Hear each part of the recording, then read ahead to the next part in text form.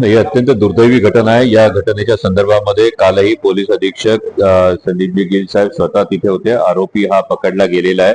आमची सगळ्यांची मागणी हीच आहे की नसरापूरची जी दुर्दैवी घटना होती त्याच पार्श्वभूमीवर त्याच आधारे याही आरोपीला लवकरात लवकर फाशीची शिक्षा व्हावी, या पद्धतीने आमची सगळ्यांची मागणी। हा खटला फास्ट ट्रॅक कोर्टात चालावा आणि लवकरात लवकर त्या चिमुरडीला न्याय मिळावा, कारण ही अतिशय दुर्दैवी अशी घटना आहे आणि त्यामुळे कठोरात कठोर शिक्षा ही आरोपीला व्हायला हवी, जेणेकरून अशा पद्धतीच्या गुन्ह्यांच्या संदर्भामध्ये एक जरब ही बसायला पाहिजे।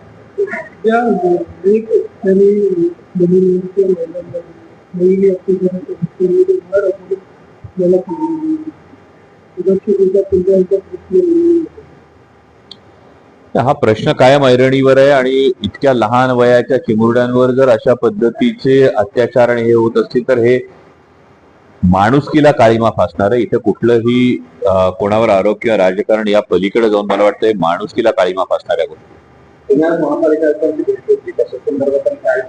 मतदारसंघातल्या वेगवेगळ्या नागरी प्रश्नांच्या संदर्भामध्ये विशेषतः हडपसर असेल, मांजरी असेल, वाघोली असेल, हा सगळा परिसर हा पुणे महानगरपालिकेच्या कार्यक्षेत्रामध्ये येतो आणि यामधल्या काही ज्या नागरी समस्या आहेत या नागरी समस्यांच्या संदर्भामध्ये वारंवार महापालिकेशी हा पत्रव्यवहार सुरू असतो आणि त्यामध्ये कामांमध्ये किती प्रगती झाली, कुठे अडचणी आहेत या संदर्भामध्ये ही संपूर्ण बैठक झाली।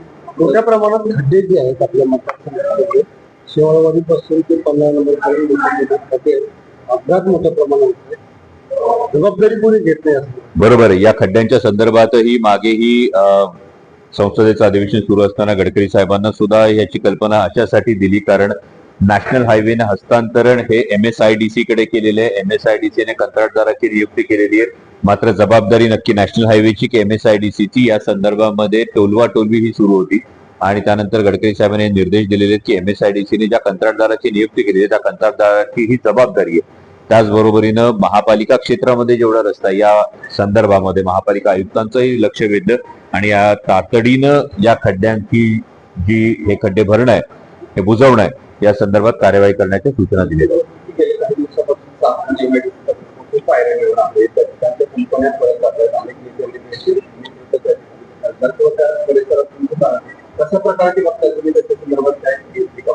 चाकण MIDCच्या संदर्भात माननीय उद्योग मंत्री उदयजी सामंत यांच्या उपस्थितीत जी बैठक होती, ज्या बैठकीला मी सुद्धा उपस्थित होतो, त्याचबरोबरीनं माननीय रेल्वे मंत्र्यांकडे लॉंग टर्मच्या दृष्टिकोनातून जी सातत्यानं मागणी करतोय। आताही मी इथे येत असताना रेल्वेची जी झोनल बैठक आहे ती आटोपूनच इथे आलेलो आहे।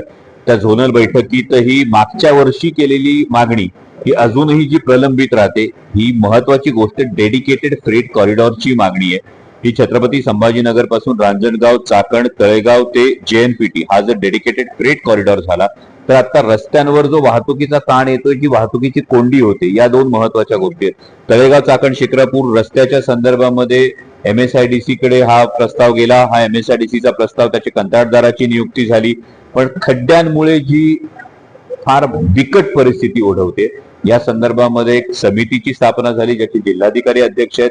या कमिटीच्या दर शुक्रवारी या चाकणमध्ये बैठका या होणार आहेत आणि जिल्हाधिकाऱ्यांचा एकूण ट्रॅक रेकॉर्ड पाहता नक्कीच ही अपेक्षा आहे की लवकरात लवकर याला काही सोल्युशन्स मिळतील। यंत्रणा या बऱ्यापैकी कामाला लागलेल्या आहेत। स्वतः माननीय उपमुख्यमंत्री एकनाथजी शिंदे साहेबांनी या संदर्भामध्ये त्या दिवशीच्या बैठकीमध्ये आढावा सुद्धा घेतलेला आहे आणि आम्ही सगळेजण याला इंडस्ट्रीच्या बरोबर आहोत, जेणेकरून ही वाहतूक कोंडी सुटली पाहिजे। यासाठी कॉम्प्रिहेन्सिव्ह मोबिलिटी प्लॅन कडे खरं तर हे दुर्लक्ष झालेलं आहे। यामध्ये रेल्वे, मेट्रो याचं जे कॉम्बिनेशन आहे याकडे दुर्लक्ष झाले, त्यामुळे आपल्या दोन आग्रही मागण्या आहेत। खड्डे तातडीनं बुजवणं ही शॉर्ट टर्म आणि इमिजिएट मेजर्स आहेत, ऍक्सेस रोड्स तयार करणं हे इंटरमिजिएट मेजर्स आहेत आणि याच्या अनुषंगानं PM गतिशक्ती टर्मिनल जी मागणी आपण रेल्वे मंत्र्यांकडे केलेली आणि माननीय पंतप्रधान महोदयांनी लाल किल्ल्यावरून यावेळी स्वातंत्र्य दिनाचं भाषण करत असताना ज्या फ्रेट कॉरिडॉरची